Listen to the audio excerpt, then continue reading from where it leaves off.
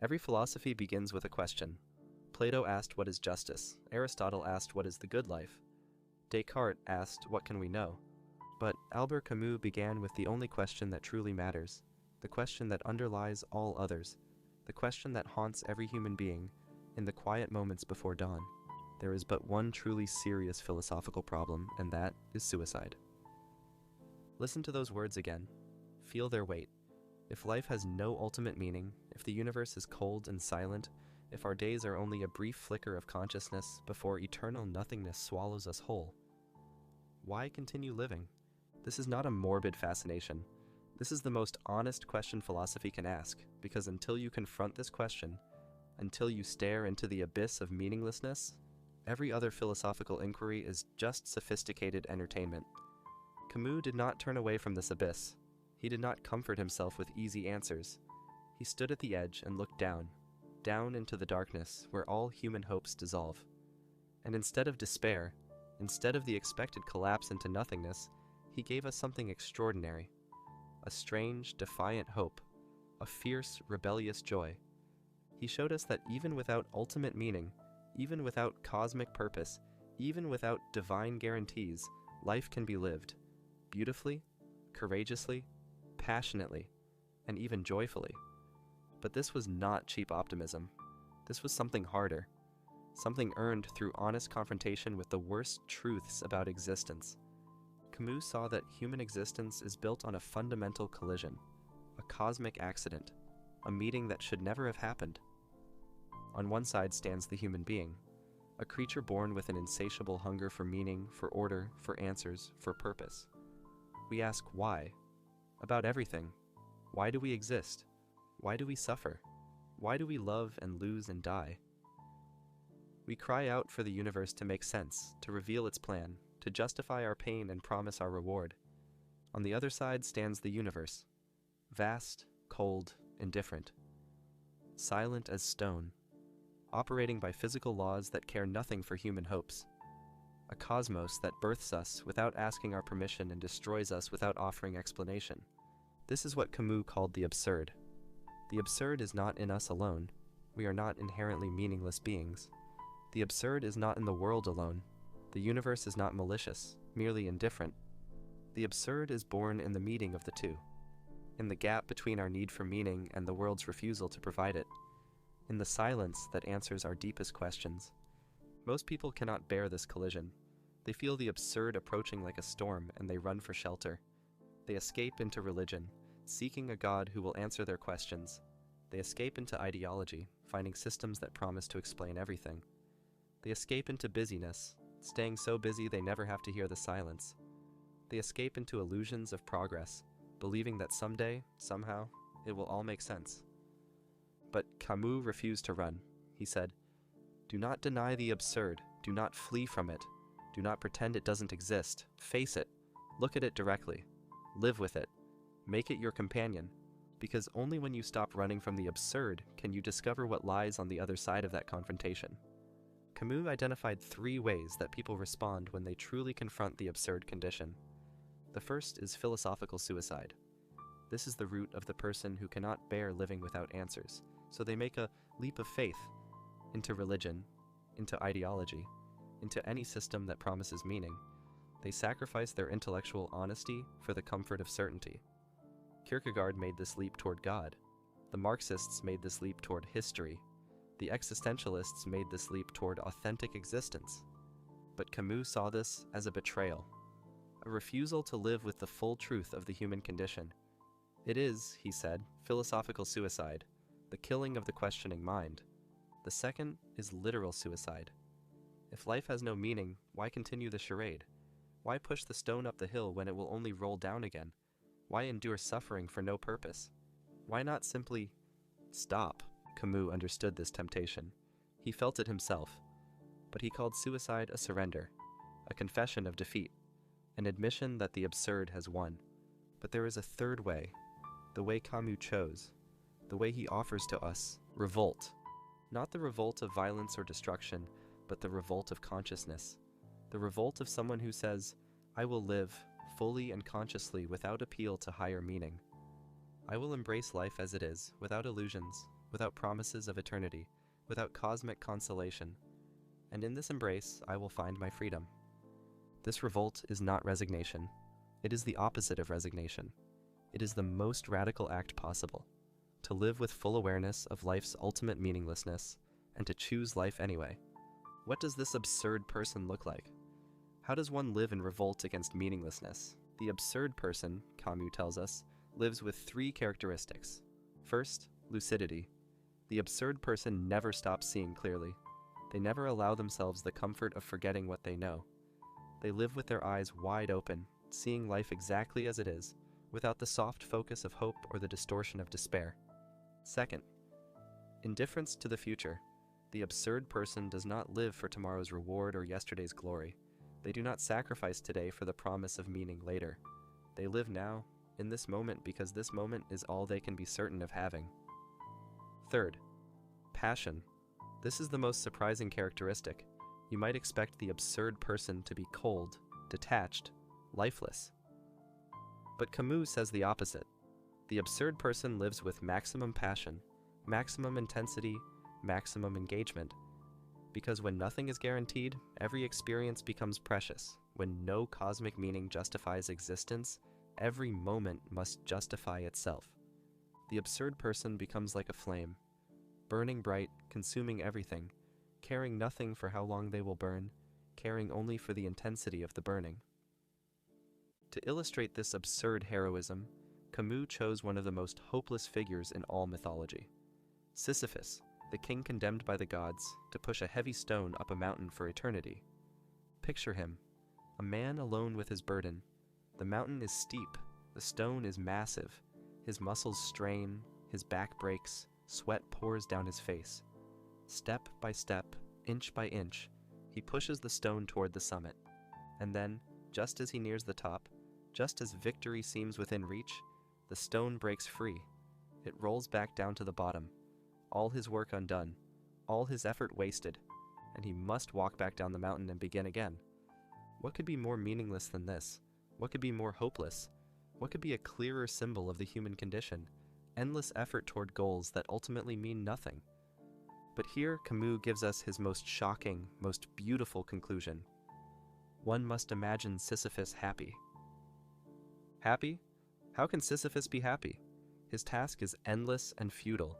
The gods have condemned him to the most meaningless punishment imaginable. But Camus sees something the gods missed.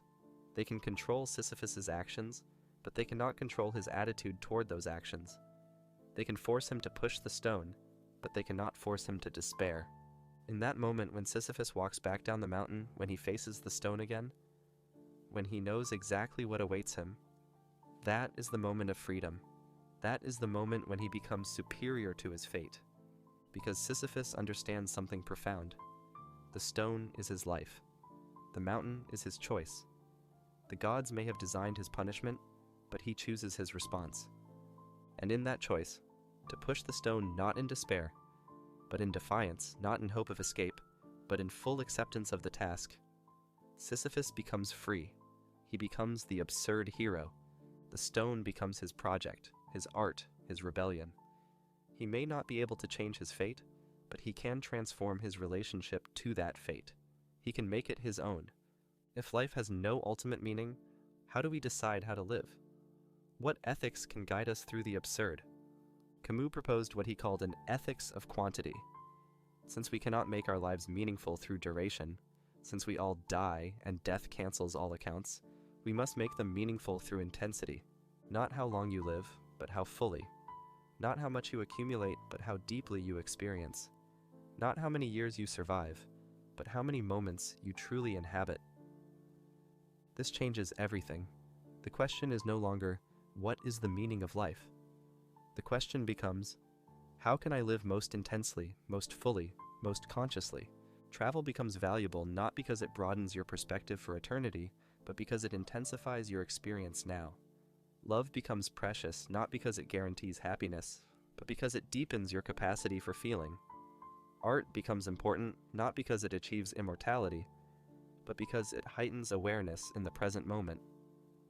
The absurd person becomes a collector of experiences, a connoisseur of consciousness, Someone who says yes to life not because it leads anywhere, but because the saying yes is itself a creative act.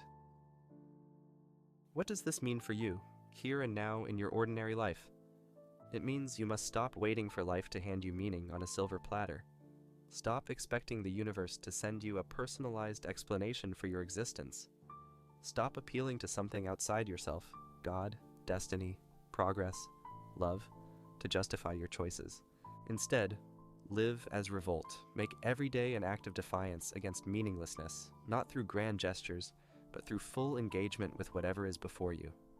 Drink your morning coffee slowly, tasting every drop, because this cup of coffee is not a step towards some greater purpose. This cup of coffee is the purpose.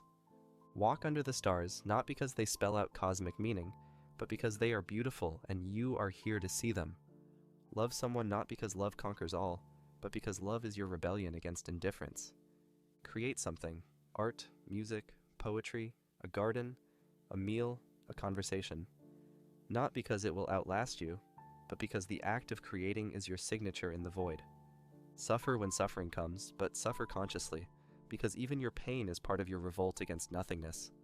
Laugh in the face of tragedy, not because tragedy is funny, but because laughter is your refusal to be crushed by absurdity. The absurd does not destroy life. It awakens us to life's intensity. It strips away all the comfortable lies and convenient distractions and leaves us face to face with raw existence. And raw existence, Camus discovered, is more beautiful and terrible and worth living than any meaning-filled existence could ever be. But Camus did not stop with individual revolt. He understood that absurdity reveals something important about human solidarity. If we are all thrown into existence without our consent, if we all face the same ultimate meaninglessness, if we all push our own stones up our own mountains, then we are united in our condition. The absurd person does not become selfish or cruel. On the contrary, recognizing the absurdity of existence makes us more compassionate toward others who share this fate. We are all Sisyphus. We are all pushing stones. We are all living without cosmic justification. And in this recognition, we find not isolation, but connection. Camus wrote, "There is but one freedom, to put oneself right with death. After that, everything is possible. When you stop appealing to higher powers to save you, you become more invested in saving each other. When you stop waiting for cosmic justice, you become more committed to human justice. When you accept that no divine love guarantees your worth, human love becomes more precious, not less." In our current age, an age of anxiety, distraction, and endless searching for purpose, Camus' voice cuts through the noise with startling clarity. He tells you, stop scrolling through your phone looking for meaning. Stop waiting for your life to begin when you achieve the next goal. Stop postponing happiness until you figure out your purpose. Stop fleeing from silence into constant entertainment. Stop appealing to self-help gurus and life coaches and therapists to give you the answer. The answer is that there is no answer. And this is not a problem to be solved. It is a condition to be embraced. Your suffering is not a mistake to be corrected. It is part of your stone, part of your mountain. Your confusion is not a failure to understand. It is evidence that you are thinking clearly about an absurd situation. Your anxiety about meaninglessness is not a psychological disorder.